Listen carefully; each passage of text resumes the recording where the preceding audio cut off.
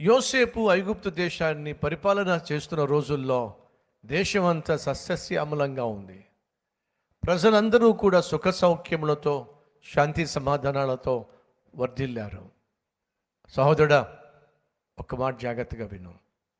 ఇంటికి యజమానివైన నీవు, భర్తవైన నీవు, తండ్రివైన నీవు దేవుని అందలి భయభక్తులు కలిగి జీవిస్తే నీ ఇల్లు సస్యశ్యామలంగా ఉంటుంది. నీ ఇల్లు శాంతి సమాధానాలతో వర్ధిల్లుతుంది. అలా కాకుండా నువ్వు నీ ఇష్టానుసారంగా జీవించినట్లయితే నీ కుటుంబము కష్టాల పాలవుతుంది.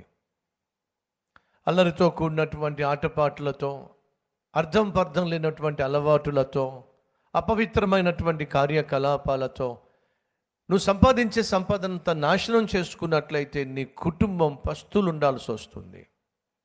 నీ పిల్లలు బజారును పడాల్సి వస్తుంది. ఆనాడు యోసేపు ఆ దేశాన్ని పాలిస్తున్న రోజుల్లో దేశానికి ఏ లోటు లేకుండా చూసుకున్నాడండి. తండ్రిగా నువ్వు నీ కుటుంబాన్ని పోషించే ప్రక్రియలో వారికి ఏ లోటు లేకుండా చూసుకోవాల్సిన బాధ్యత నీది.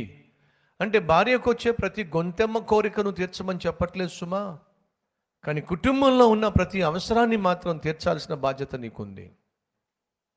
అలాగే ఇంటికి దీపమైనటువంటి ఇల్లాలివైన నీవు దేవుని యందు భయభక్తులు కలిగిన స్త్రీవైతే, గుణవతి అయినటువంటి స్త్రీవైతే, నువ్వు కలిగి ఉన్న దాంట్లోనే తృప్తిగా జీవించేటటువంటి స్త్రీవైతే నీ కుటుంబాన్ని పరలోకంగా మార్చేసుకుంటావు. మూర్ఖత్వం కలిగినటువంటి స్త్రీ తన ఇల్లు పీకేసి పందిరేసేసుకుంటుంది. ఈరోజు మనలో కొంతమంది అలాంటి వాళ్ళు ఉన్నారు. ఇంట్లో నరకాన్ని సృష్టించుకుంటాను గొంతెమ్మ కోరికల వల్ల. ఏమున్నా ఎంతున్నా అనుభవించటం చేతగాక, ఆనందించటం చేతగాక, ఆస్వాదించటం చేతగాక అల్లరి చేసేవాళ్ళు, ఇల్లు పీకి పందిరేసేవాళ్ళు చాలామంది ఉన్నారు. నీ వల్ల నీ కుటుంబానికి సుఖము, సౌఖ్యము, సంతోషము, సమాధానము ఉండదు. కానీ యోసేపు పరిపాలించిన రోజుల్లో దేశమంతా సుఖంగా ఉంది. ఈరోజు ప్రతి ఇంటిలో ఓ యోసేపు ఉండాలి. ఏమిటి యోసేపు ప్రత్యేకత?